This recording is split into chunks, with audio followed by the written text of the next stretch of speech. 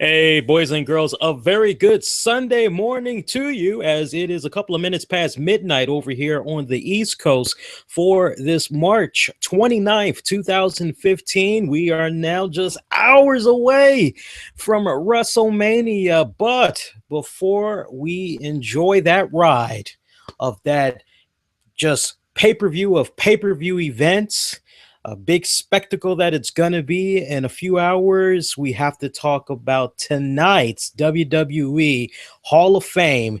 It was the 2015 edition of the WWE Hall of Fame ceremony. You know, maybe they should have called this WrestleMania the Prelude, because this event went for 4 hours long. Yes, you heard me right. For those of you that maybe say, you know what, I want to skip the Hall of Fame, maybe I can check out Lee Sanders of the RCWR Show, or maybe a couple of other people. I'm not gonna, just hog in all the fame and glory to myself. But I know there's probably a few of you all that decided to skip this out because you kind of figured maybe it was gonna be long and very drawn out. You, my friends, definitely were on point. I know there's also some of you that maybe are gonna be looking at what went down earlier tonight as possibly now that extra incentive to maybe purchase this year's WrestleMania when it is released on DVD, as it is a yearly tradition now that when you get that WrestleMania DVD, they include the Hall of Fame ceremony in there, edited, of course. But yes, they should have called this WrestleMania the Prelude. 4 hours. As you know, WWE on their network all week long, I believe it kicked off, if not Wednesday, Thursday for sure, their WrestleMania coverage. And they did like this whole red carpet special 1 hour before the Hall of Fame ceremony had came on tonight. I skipped that. I just wanted to see the ceremony itself. Those of you that's joining us right now, look, we're going to do our best to make sure that this does not go an hour long. I'm looking to just give my thoughts, reviews, highlight of this Hall of Fame ceremony. Let's make a goal. And if I run past the time, hit me up on Twitter or comment below. Let me know if we're getting ready to hit the mark. But I want to be done talking about tonight's Hall of Fame in about 35 minutes or maybe less than that. And if you saw it, I want to get your thoughts. Post your comments down below. Hit us up throughout social media. Twitter at the RCWR Show. Facebook, Infinity One Productions. That's with an E, spell out one. All right. Quick programming note while I got you all's attention. Yes, for those of you curious, we will be covering WrestleMania Fallout. We're going to do a live simulcast here on YouTube and also on Spreaker.com, and I'm going to try to see if we can reactivate our phone line. We haven't used it in months, but we're going to try to see if we can reactivate it so that we can have you guys call in and give your reactions to WrestleMania. All right, let's go ahead. Let's jump right into it. For those of you that did not watch tonight's WrestleMania the Prelude, let me stop dubbing it that. I don't want to confuse you guys. The 2015 WWE Hall of Fame ceremony. So Rikishi kicked things off. I love this. I thought this was a very smart move. I enjoyed the fact that, okay, they're going to make it lively. They want to make it fun, energetic.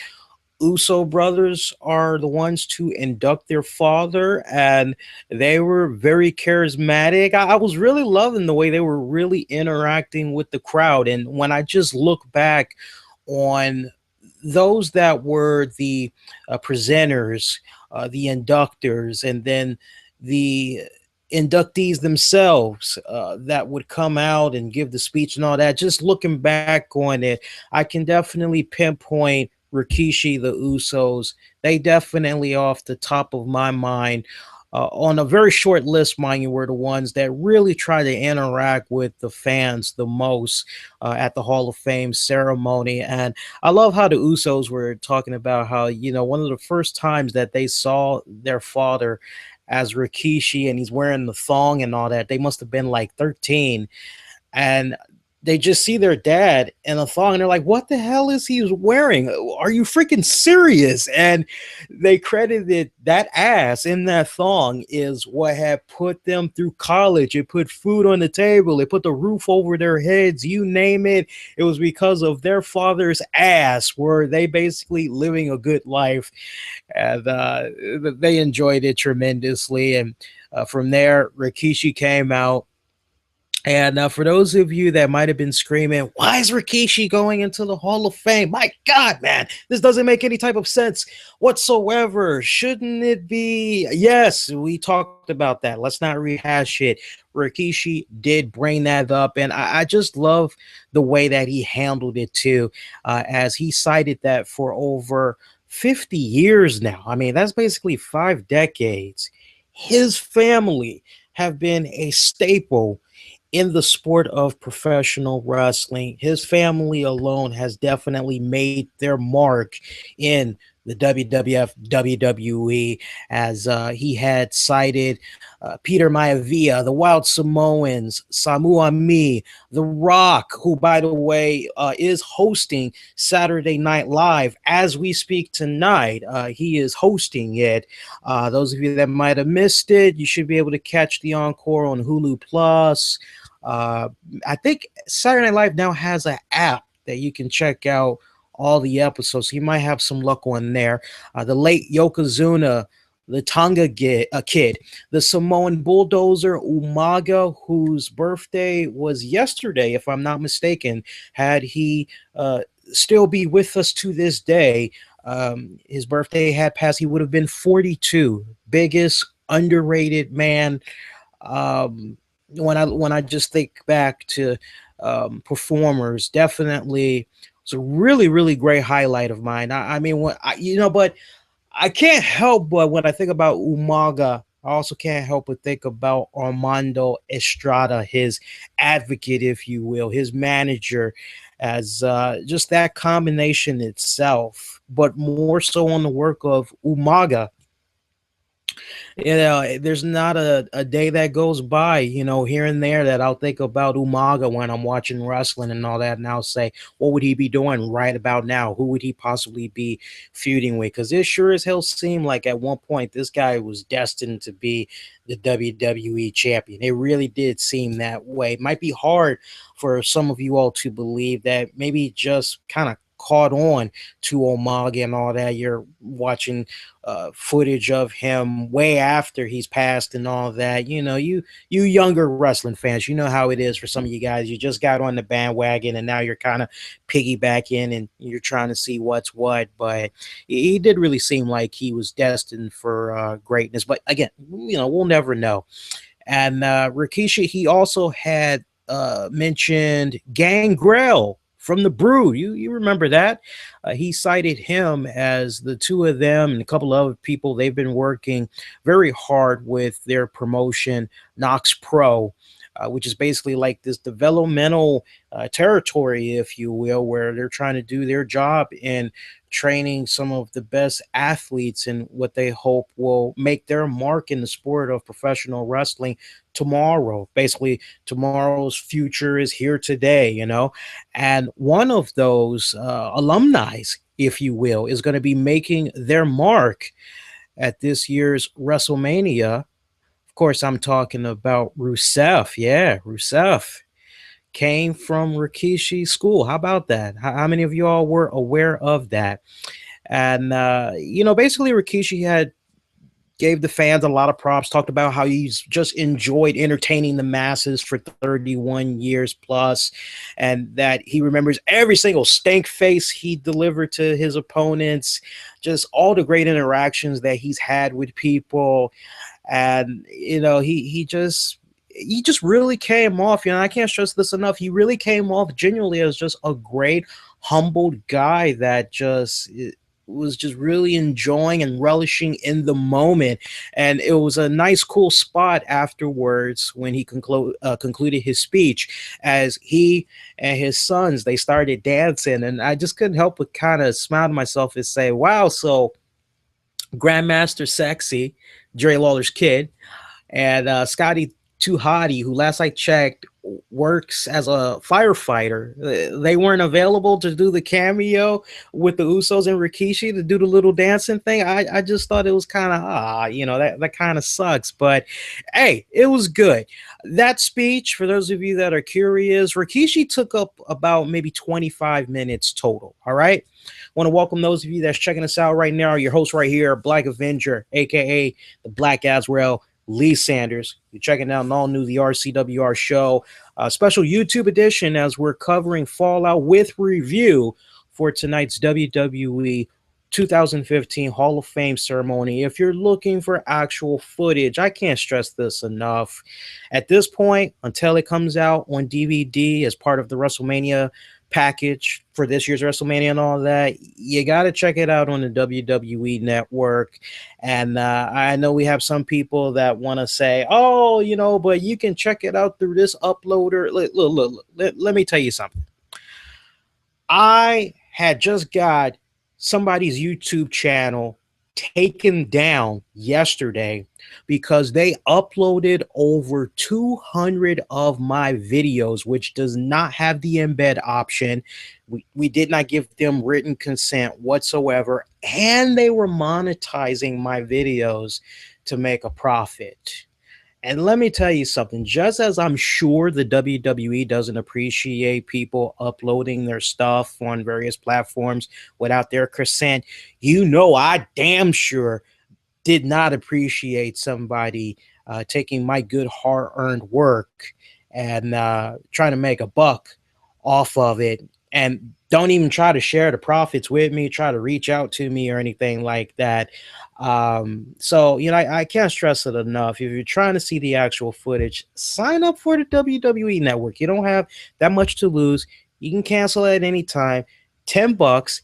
You get to see the Hall of Fame ceremony. That's going to probably be now on demand if it's not on there already. You get to see Sunday night's WrestleMania. And then you can check out the NXT and mess around with the archives that they have on there. I mean, you can't really beat that. It's a really fantastic deal. Now, look, if you're a longtime follower, listener, subscriber of ours, you can check it out through our website at infinityOneProductions.com. And let me tell you the reason why you should do it through our website. When you do it through our website, WWE actually kicks in a little bit of a gratuity to us at no extra cost to you.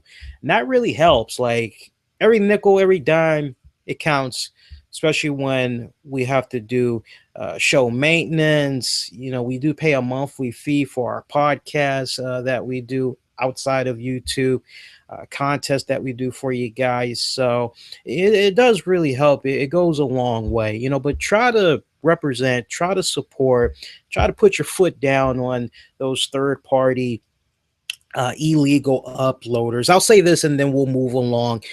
Indulge me, but it's WWE related. I remember there was a guy I read about maybe 2 weeks ago. He was known as the king and the very best when it came to WWE and UFC uploads.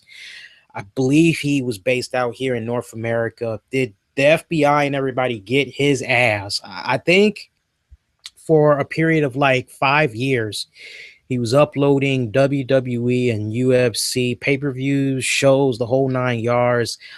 They estimated that, potentially he may have cost the companies a grand total of like about $200,000 to $300,000. So, put that foot down when it comes to piracy, man.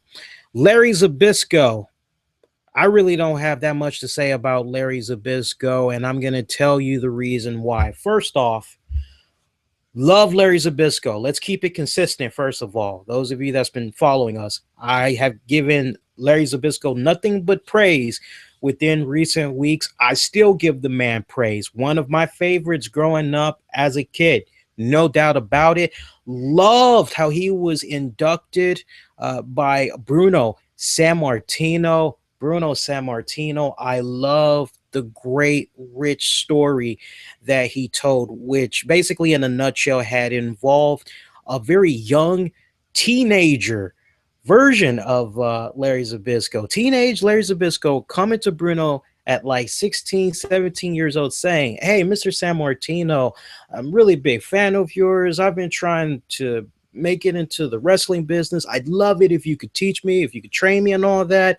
And Bruno says to him, okay, well, what are you doing right now? He's like, well, I'm in school. I'm doing the amateur wrestling thing at my school. And Bruno says to him, okay, well, continue to do that. Keep your grades up and everything. And, once you finish high school, maybe we can sit down and maybe we can see what's going on. And Larry was just consistent. He just kept coming to Bruno, and Bruno stood tall. He was very firm. Finish high school first, get those grades up and everything. We'll talk afterwards. Zbyszko finished high school and was like, okay, so can you teach me now? And Bruno was like, now look, you need to go to college now. I'm only going to train you and all that if you go to college. And the reason why you need to go to college is because, look, this field of wrestling, it's not going to last forever. Something weird could happen. You can injure yourself. And then the next thing you know, you can never wrestle again. So as a result of that, you got to have something to fall back on. Get your college degree. And then, yeah, we can definitely do it. Bruno talked about how he believed that upon Larry graduating, that Bruno was the first one that Larry called to let him know that he got his degree and everything. And Larry was like, okay, I kept my end of the bargain. I kept my word. How about you? And Bruno kept his word and everything. And he began training him and all that. And from there, he noted how Larry had got very serious into the weightlifting and all that. He must have weighed like about 190, and then he blossomed to 235 pounds. That's like solid muscle, by the way.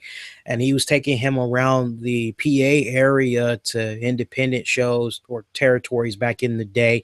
Eventually, he sent them over to Vancouver, British Columbia, to perfect his craft even more. And when he came back to the United States, Bruno was just so impressed with what he saw that he went to Vince McMahon Sr. and said, hey, I think Larry is ready. I think you need to give this kid a look. I think he'd be great for our roster and everything. Rest is history. And Bruno just really homed in on how ambitious Larry Zbyszko was back then and everything, and that he just loved training with him, being a good friend, working with him, and just the friendship that they've had all these years. And from there, Pro Wrestling Illustrated, they ranked him Rookie of the Year in what's that, 1970. I'm not gonna fill in the rest of that. Two-time AWA World Champion Larry Zbyszko came out, and Larry Zbyszko, this is why it pays to have something written, but I appreciate the fact that he was trying to speak from the heart. He just seemed to bring up a lot of points, and he would get lost, and he would have a hard time getting back to the point that he was bringing up. But the gist that I was basically taking from it was he owed a lot to Bruno Sammartino, and he talked about from his standpoint as a teenager, how he had first came across where Bruno had lived, so he could begin trying to pitch to Mr. Bruno, hey, I would love for you to train me, et cetera, et cetera, et cetera. And he just seemed kind of spellbound, dumbfounded, if you will, at the fact here he is. Took him a while, but he's there, center stage, WWE Hall of Fame. He's inducted. He just found himself to be very speechless many, many, many times, questioning how did he get there. That's really it for him in a nutshell. That was really it. And believe it or not, Larry Zbyszko, according to my notes, he went almost 40 minutes. Yes, 40 minutes. So if you're keeping track so far, Rikishi, about 25 minutes. Larry Zbyszko, about 40 minutes. It was so bad that they actually had to cue up the music and basically kind of move the show along from Larry. But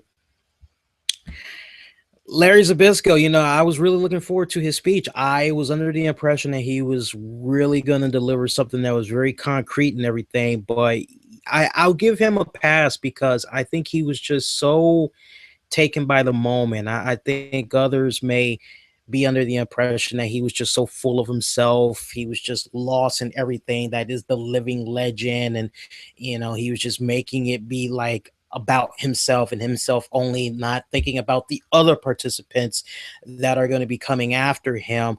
Though on the contrary, I wasn't really picking up that vibe at all. I just think that this was a moment where he probably did have an idea of what he was going to say. But after, really, really think about it. I mean, it's like I'll use a good analogy. Like for me, one of my all time favorite musicians is Bono from U2.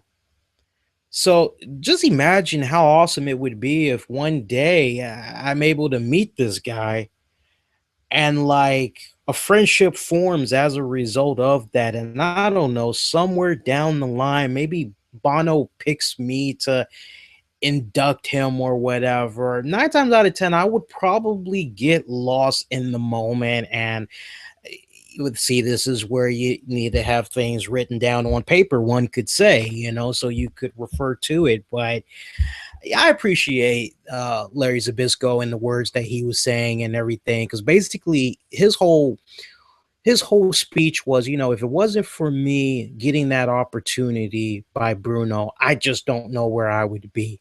That was pretty much it in a nutshell. See, from there, Alundra Blayze. This was actually a very cool, awesome moment for a lot of us, as Alundra Blayze was inducted by the lovely Natalia. And Natalia, man, she had a very, very ravishing outfit on tonight. I've really been enjoying those pink highlights in her hair, man. Great stuff right there. Alundra Blayze, she would bring up Ed Sharkey. A lot of you should be familiar with that name. If you aren't, uh, Ed Sharkey, I mean, he has been like very instrumental in training some of the biggest names in the industry over many years. The Road Warriors, Ravishing Rick Rude, Bob Backlund, Jerry Lynn, Sean Waltman, Demolition, Rick Steiner, Scott Steiner, Medusa, Jesse, The Body Ventura, Austin Aries. So instrumental, very instrumental. And she cited him as one of many people that she had thanked. She also had talked about, see, according to my notes here, she thanked Ravishing Rick Rude, Paul Heyman, the Dangerous Alliance. She also was very quick to remind everybody that she was the first ever Paul Heyman girl. And she also brought up the infamous title being put in the trash can, how that all had basically came about. From her story, basically, Eric Bischoff pitched the idea to her. At first, when she heard it, she was like, "Are you freaking kidding me?" And she knew that she was going to get heat as a result of doing this move. But Eric Bischoff, in his own way, he basically told her, "Look, controversy creates cash. It's gonna get people talking about us and all of that, and it's definitely gonna get WWE's attention." And she went on ahead and she did the move, and sure enough, yeah, it was one of the most talked about segments on WCW Monday Night Nitro to this day. As according to her, it's still talked about, as she always runs into somebody on a daily basis that brings it up. 51, 52 years of age, sister looks stunning. Oh my God, she looks better now than she did back in the 90s. Don't believe me? If you didn't watch the Hall of Fame tonight, you gotta take a look at her, see how she was looking, man. But sister is built fine. And in case you all aren't aware, she is a very successful and very popular monster truck driver. What was really cool though for Alundra Blayze, or Medusa, whatever you want to call her, um, however you know her, basically.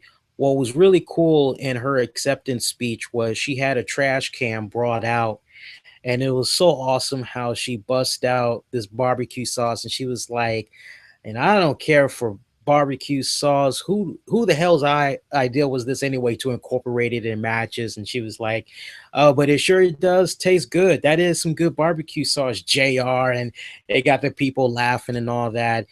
She also tossed out bra and panties. She thought that was, rather silly to have the women be wrestling in bra and panties and all that. Although she said she could push it rather well. But the biggest moment came when she pulled out the women's championship belt, which she's kept all these years. And I love the message that she gave to the younger audience that wasn't familiar with her, basically saying, if you don't know me, I'm the longest reigning women's champion. And we also got to go back a second to Rikishi, because Rikishi and Alundra Blayze, they both had mentioned WWF, of which they were bleeped out. So yeah, not to get them confused with the little cute cuddly panda company based out in, I don't know what the hell, I don't care either. But um, she basically said that the women's championship belt was now home where it belongs. So yeah, she actually relinquished the women's championship belt to WWE officially at this ceremony. So it was really badass spot that we saw right there. She also talked about her 3 years wrestling in Japan. Thanked a few people that were very instrumental in that. Fabulous Moolah, Vern Gagne, the late Mr. Perfect, Kurt Hennig, Diamond Dallas Page. Great stuff right there. Also, Eric Bischoff. She said that she and they're still friends to this very day. Those of you that's curious, doesn't look like Eric Bischoff was watching the event, but I'm sure he'll probably comment on it later on. Now, oh, and by the way, her speech was about 30 minutes. So if you're keeping track so far, we got Rikishi at about 25 minutes, Larry Zbyszko at about 40 minutes. We have Alundra Blayze at about 30 minutes. From there, we had Dana Warrior, wife of the late Ultimate Warrior, Jim Hellwig. She presented the Warrior Spirit Award. A very emotional stuff right there. I mean, when you just look at that entire segment in itself, let's just dub that the Spirit Award segment. According to my notes, it kicked off at 9:38 p.m. Eastern. And basically, she did not conclude her thoughts until 10:14 p.m. So you guys do the math right there. But when you look at just overall the Spirit Award presentation itself, or the segment itself, you're talking from 9:38 until 10:40 p.m.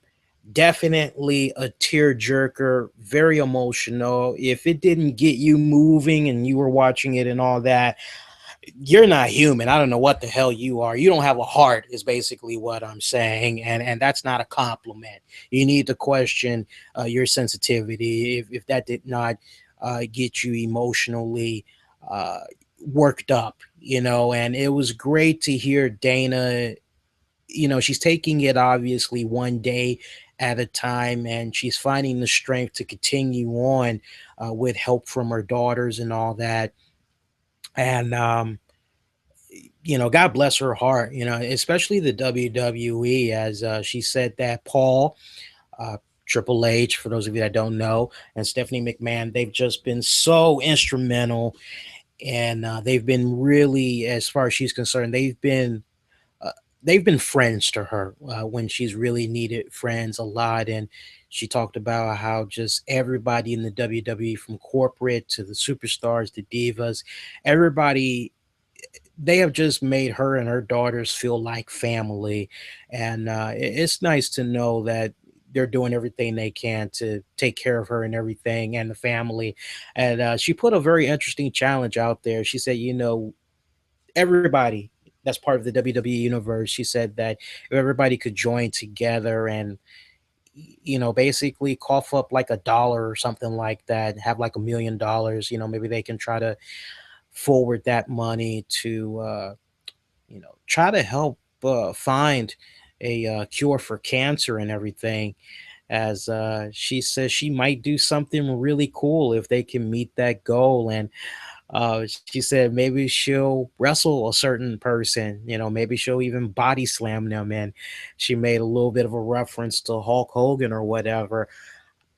I don't know how young she is, but I mean, she looks to be in pretty great shape. I mean, if she could make that transition, I don't know. She kind of comes off like she might have a little bit of a heel persona inside of her. I don't know. I mean, anything's possible. I mean, we never thought that WWE would, in their wildest dreams, do any type of work with Vicky Guerrero, and look at how long she was able to last in the company.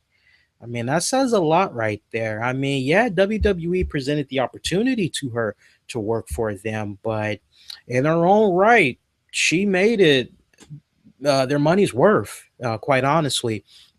Very emotional seeing Daniel Bryan come out, as Daniel Bryan actually got a little bit of booze for a little bit, because there was one part in his speech where he basically said, this isn't about me, this is about Connor. And basically he was saying, he appreciates the love and support that he gets from the fans, but that when it's all said and done, what he's doing in the ring, what's happening on TV and all that, it isn't real.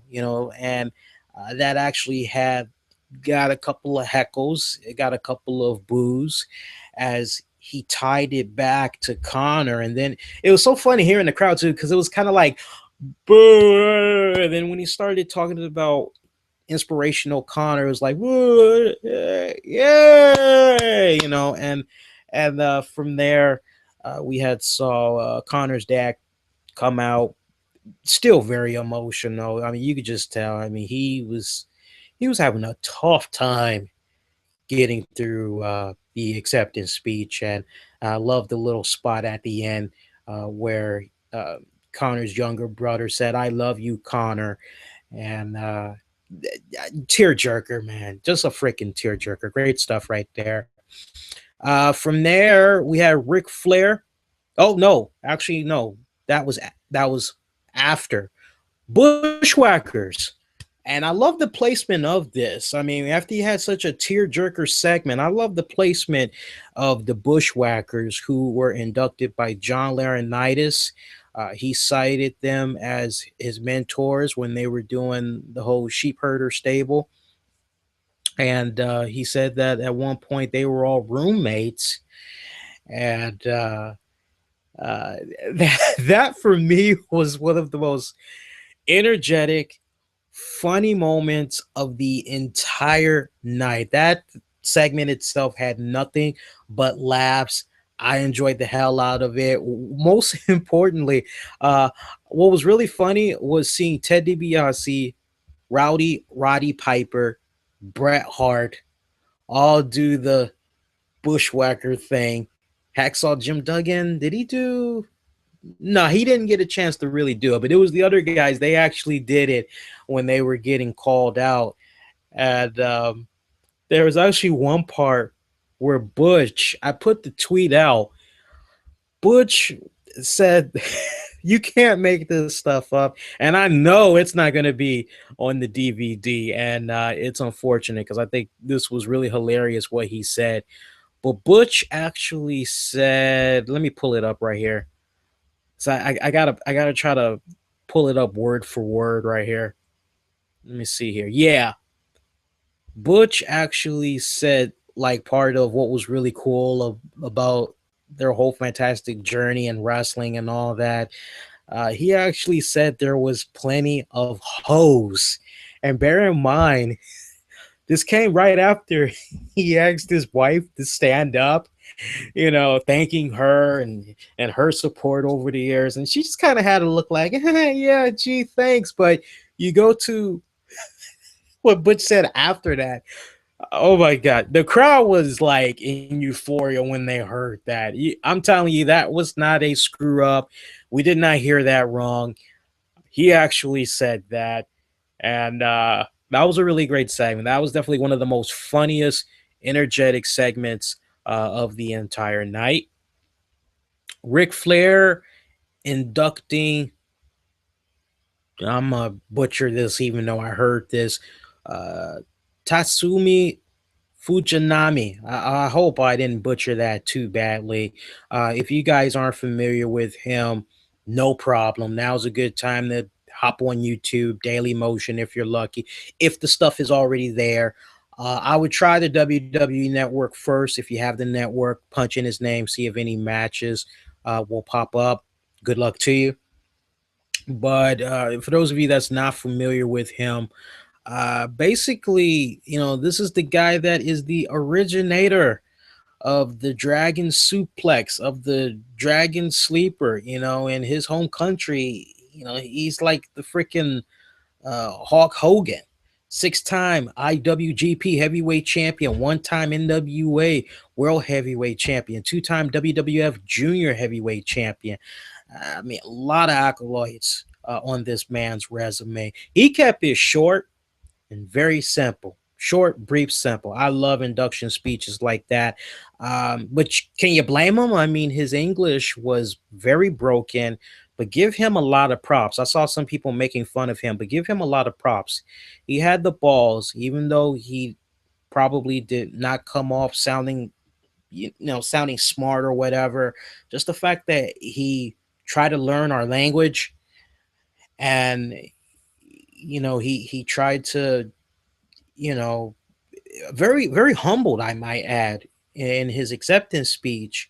And he's trying to learn our language. He's talking in our language as he's accepting the WWE Hall of Fame induction. He gets my respect. He gets a lot of props, and I was very glad to hear that there wasn't any heckles or laughing at him as he was talking. Great stuff right there. From there, this surprised me, probably surprised a lot of people. Macho Man was not the marquee. I wish I was making a cruel joke. Macho Man, not the marquee, not the closer.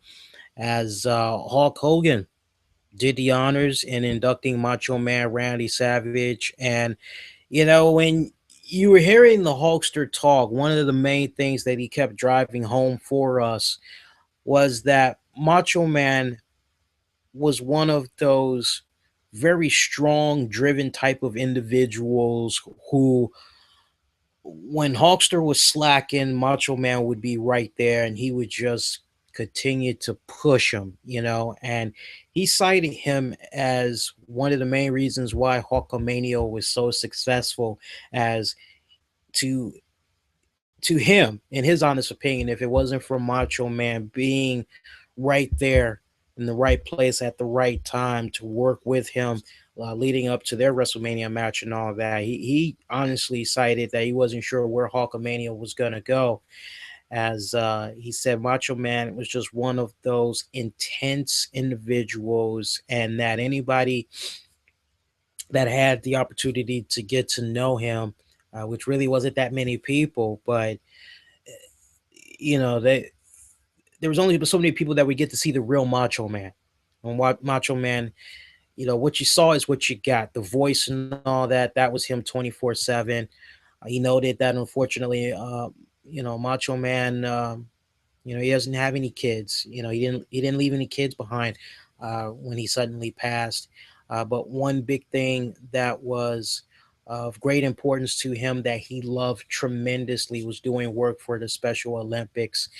And he talked about how it's great that WWE is doing their thing and working with the Special Olympics Committee, as that's something that Macho Man was very passionate about.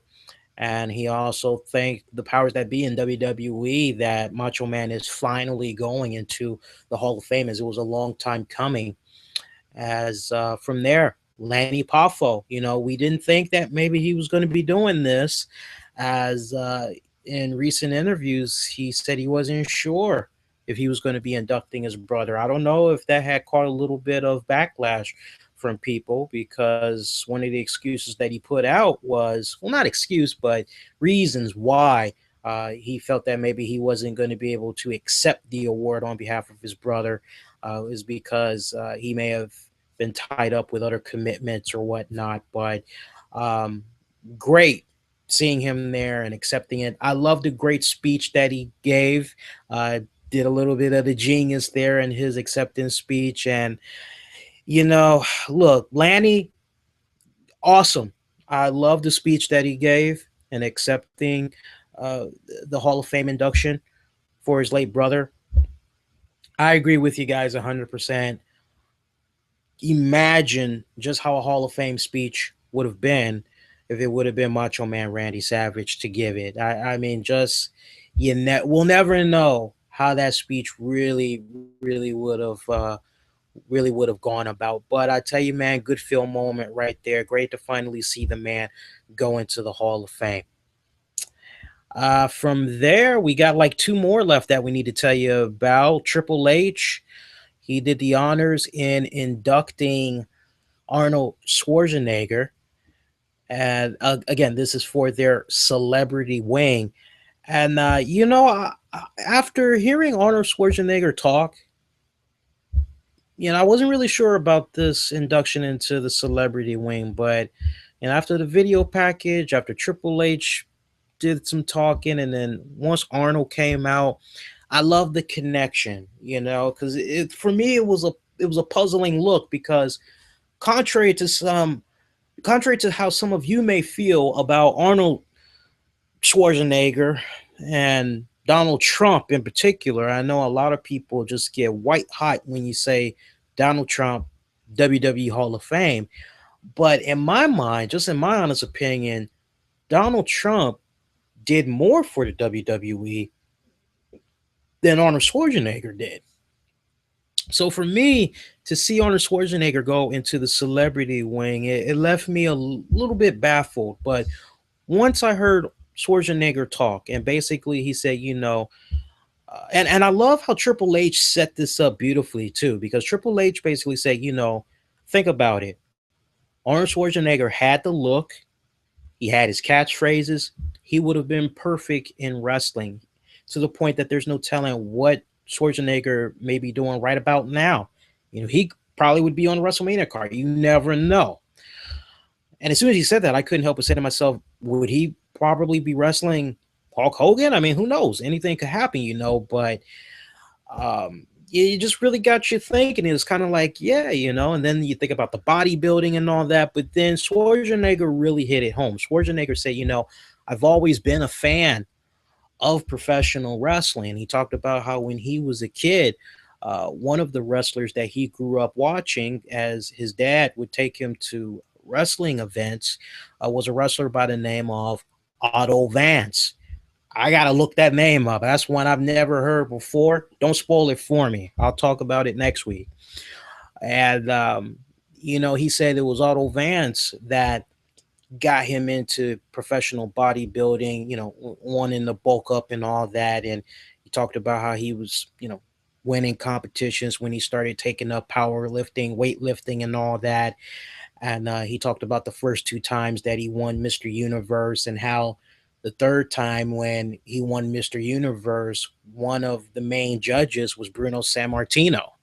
And Bruno Sammartino said to him, hey, let me see you hit this pose. Let me see you hit that pose. Now do this pose. And as far as Bruno was concerned, number one with Schwarzenegger. And boom, Schwarzenegger became Mr. Universe for the third time. And that was thanks in part to Bruno Sammartino. And, how cool is that? You just notice the connections of wrestling throughout the years for Schwarzenegger, as he notes that to this day, him and Bruno, they remain very good friends. And, but Schwarzenegger, he said that he's always had great love, great admiration for the sport of professional wrestling. And he was brutally honest. And I love when you get a celebrity that's just brutally honest when it comes to these celebrity inductions. He basically said, look, in my wildest dreams, I would have never imagined that I'd be right here going into the WWE Hall of Fame. Last thing on my mind. Didn't even think it would happen. So I think that's really a nice, polite way of saying me and a wrestling Hall of Fame. No, no. What the heck do I have to do? And it was just really cool how he broke it down, how Triple H broke it down that you you couldn't boo. You could maybe boo Donald Trump all you want, even though he's done a lot more for wrestling in the WWE than Schwarzenegger has. But at least you came away saying, you know what? Yeah, he's a great fit for the celebrity wing. Great speech though. And he kept it short and sweet. Part of me was kind of wondering if I was maybe listening to a presidential speech at some point because he really kind of came off, I accept this award. It's like, well, you don't have a choice, All right, let's get to our last one. Closing out the show was Vinny Vegas, Oz, Diesel, Kevin Nash, inducted by his good friend HBK, Shawn Michaels. Boy, Shawn Michaels, leave it to Shawn Michaels to come out and just really, really get a crowd nice and feeling good. He was passing some pretty solid jokes. He basically talked about the origins of Diesel coming into the WWE, basically saying how late one night on WCW Saturday Night he saw Kevin on there. Back at that time, he was dressed up as Vinny Vegas. And I think at this point, Rick Steiner may have been in the WWE. I'm not really sure. My mind's a little bit fuzzy right now. Part of me wants to say probably not. Steiner probably was in WCW, but Shawn had called Rick Steiner and was like, "Hey, I'm looking at this guy Vinny Vegas. I need a new guy to be my bodyguard. Do you think he'd be interested? Do you think he'd be available?" And Rick Steiner. Oh no, no, no! I remember it now. No, Shawn Michaels was actually talking to Rick Steiner in person, I think. And Rick Steiner ran to a payphone and he called up Kevin Nash. Kevin's like, "Well, I'm over here in WCW right now. I'm under a contract." Kevin thought about it and, he tried to figure out a way to break out of it, but, he was able to break out of it. And, pretty much the rest was history after that. As, I couldn't help but look at Kevin Nash's origins, especially when Shawn Michaels was talking about how Kevin Nash was starting to build great momentum to the point that Vince was like, you know what, this young kid, he's going places. He is just skyrocketing to the top. We need to put the belt on him. The kid's got it. And I don't know, but when you go back, now that I've put this out there, it just kind of seems like a subliminal message was put in there that Roman Reigns is possibly going to be the WWE champion tomorrow night. And for those of you that watch the Hall of Fame, that I've said that if you didn't pick that up before, just fast forward to that part where Shawn is talking about Kevin Nash and how Vince just started to take a liking to him. Just home in on that because it just really sounded eerily like familiar, like in such a way that you're kind of like, is lightning going to strike twice at WrestleMania tomorrow night? I know there's probably some of you screaming no and all that. Just listen to what Shawn is saying and all that. I just thought that was very interesting. And of course, Kevin Nash came out. He kept it pretty short, kept it pretty simple. And at this point, Kevin Nash had to keep it short and simple because, my God, the daggone thing did not go off till a couple of minutes after midnight. So, his speech was okay. I'm just playing back his speech in my head. His speech was okay. It was on point. He did address the whole Kevin Nash or Diesel going into the Hall of Fame. He basically said, look, there would be no he basically said, without Shawn Michaels making that phone call to see if he'd be interested in coming over to go work in the WWF, there would be no Diesel. So if there's no Diesel, there's no Kevin Nash. And if there's no Kevin Nash, there's no NWO. And if there's no NWO, there's no Attitude Era. There's no Monday Night War. So the way he explained it, as far as Kevin Nash, the man going into the Hall of Fame, made a lot of sense. And as you would imagine, or maybe you didn't imagine, this year closed out once again with the Click. We had Sean Waltman, we had Shawn Michaels, we had Scott Hall, we had I just got a brain fart. Sorry, guys. We had Shawn Michaels, we had Scott Hall, we had Sean Waltman, we had Kevin Nash, we had Triple H, all of them together, throwing it up, and you're saying to yourself, well, I wonder if we're going to get a third year where Sean Waltman is going to go maybe into the Hall of Fame next, so they can come on out and do the little pose again. I hope they aren't trying to, at this point, it just seems like that's the direction that maybe they're going. I don't know.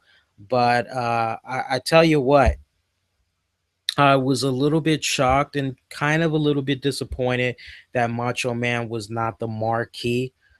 Um, but if you're going to be really technical and you compare critical moments in wrestling history, if you just look at the resumes of both of these guys, unfortunately, whether some of you all want to admit it or not, Kevin Nash, just by a hand distance, he beats Macho Man. Especially when you think about how wrestling contracts were back then, as there really was no guaranteed money back then. And Kevin Nash, Scott Hall, and what they did when they walked away from WWE and went to WCW, and they got the guaranteed contracts for gazillion boatloads of money and all that, they changed the game. So, but overall, it was great tonight. It was great. I actually enjoyed this more so than last year. I don't know about you guys. Let's get to you guys' comments. I know we ran a little bit in the OT. Not every day we're doing something at like 1 o'clock in the morning. God, hell no, Retro Man. Hell no.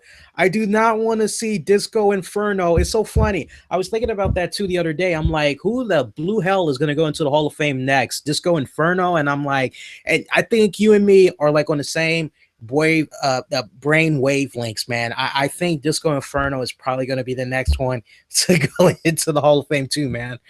Oh, God. Hey, look, before I get to the rest of these comments, I just want to let you guys know, if you enjoyed our coverage, for those of you that did not check out the Hall of Fame ceremony tonight, do me a huge favor, give this a thumbs up. When you give it a thumbs up, you're basically showing your support for us as YouTube video creators. And hey, I'm working hard for you guys. It's 1 o'clock in the morning on a late Saturday night going into Sunday morning. Working hard for you guys. And share this a number of ways. You can Google Plus it, Facebook it, retweet it. Always one of the many ways you can spread a good word about our content. And also, don't forget, we're doing a live YouTube stream later tonight, probably at maybe 10:50 p.m. Eastern, or immediately after WrestleMania concludes. We'll be here on YouTube, and we'll also be streaming live on Spreaker.com. I'm going to try to see if we can get the phone line back in so that we can take you all's calls and get your thoughts about WrestleMania. Antoine says, great WWE Hall of Fame. Great job with WWE. Sean, Macho Man Randy Savage brother is a good speaker. Very good writer. The Bushwhackers were funny as hell. It was a good Hall of Fame. It really was. It really was. And yes, Retro, there were actually people complaining. I didn't like it myself. Plus ones, what's up, man? I actually like the Hall of Fame, plus one says. Even though I felt that Miss Blayze was the best speaker, half of the other could not speak well. Did you catch when Roman Reigns got booed when Rikishi said his name? Yeah, I did catch that. I thought that was like very distasteful. I thought it was a little bit unprofessional. And once again, and this might offend people that actually were there in attendance and all that, but for me, when I look at these WWE Hall of Fame ceremonies and all that, I get that the fans want to feel like they're part of something special because they're seeing people that they grew up watching and all that get inducted, and they want to feel like they're part of it as well. And, you got that little sign that says, don't be making chants and all that during the ceremony because you will be ejected from the arena, blah this, blah that. But you really can't have an event like that be all dead silent. You got to have there be great reactions and all that. But,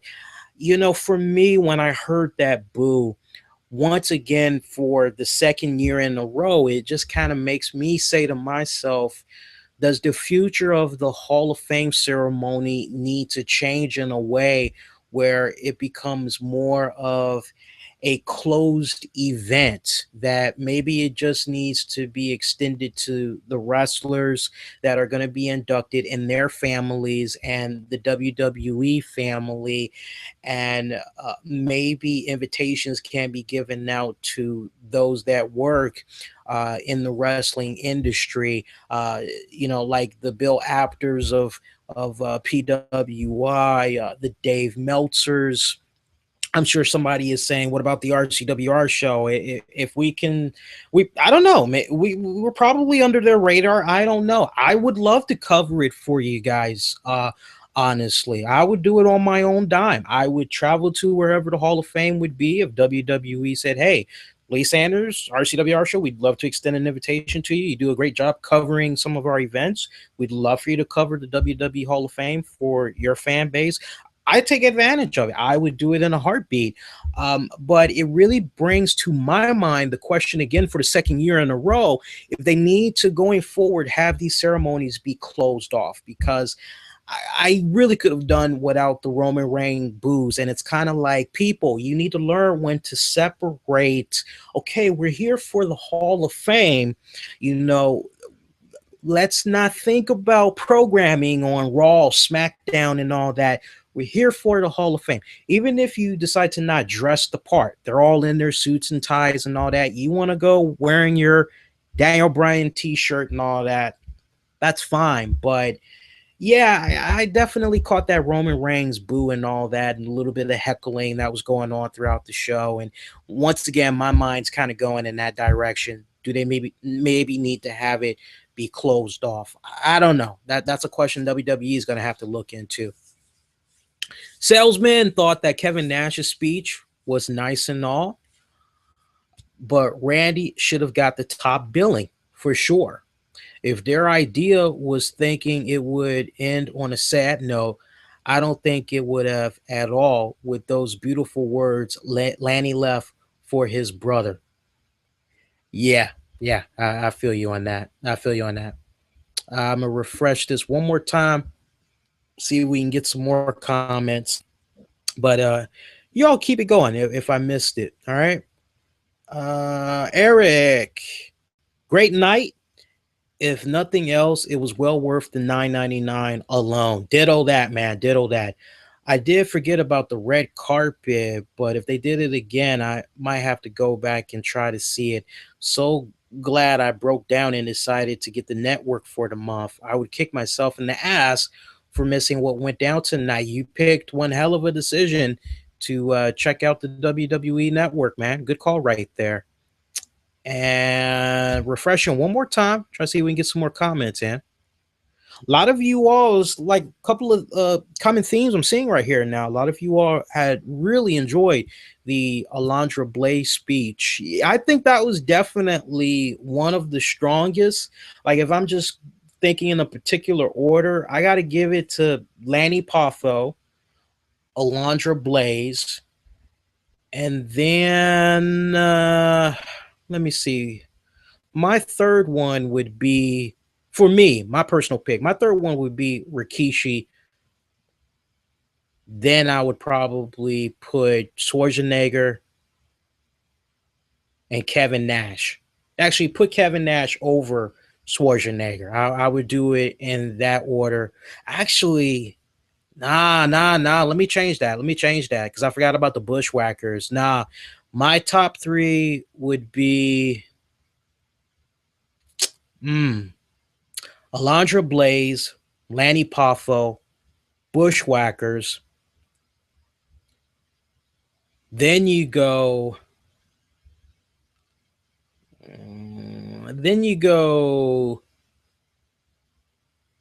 Kevin Nash, Schwarzenegger. I would kind of do it in that order, but yeah, those would be my top ones. Did I put Macho Man in there? I hope I did. Those would be my top ones, though. All right, so you guys go on ahead, keep the comments going, have it continue. I'm gonna go on ahead and shut this bad boy down. I thank you guys so much for freaking 35 minutes, huh? I mean, I like you guys. You guys are probably snickering right now, but hey, long as you had fun, that's the important thing. All right, so one show down, we got another one to go. We're gonna go on ahead and we're gonna do WrestleMania, our post show, 10:45 p.m. Eastern, later tonight, or as soon as WrestleMania concludes. Join us right back here on YouTube. We're also going to be live on Spreaker.com. If you're not going to be able to join us live, we have links in this episode description on how you can check us out on the downloads for your respective devices, such as iTunes, Tunein Radio, iHeartRadio. Check out all the links. And if you're new to us, subscribe so you never miss out on all the great content we do for you on a weekly basis. If you enjoyed Bruno Sammartino talking, by the way, just on a side note, we had a really great conversation with Bruno. It's in our guest exclusives interview section here on YouTube. You can check it out. It's also available on the downloads. For you Shawn Michaels fans, we did talk to Shawn Michaels. That's in our guest exclusive section as well. Poke your head around in there. There's a lot of good stuff that you can check out. Have some fun as you make your way to watching this year's WrestleMania. For all the very latest in wrestling entertainment and beyond, be kind, rewind. Check out previous episodes on the downloads and also here on YouTube. Make sure you're following us all throughout social media. Please make sure you give this a thumbs up. And that's going to do it. Very good night. Good morning. Till next go round. Be safe. Be kind to one another, everybody.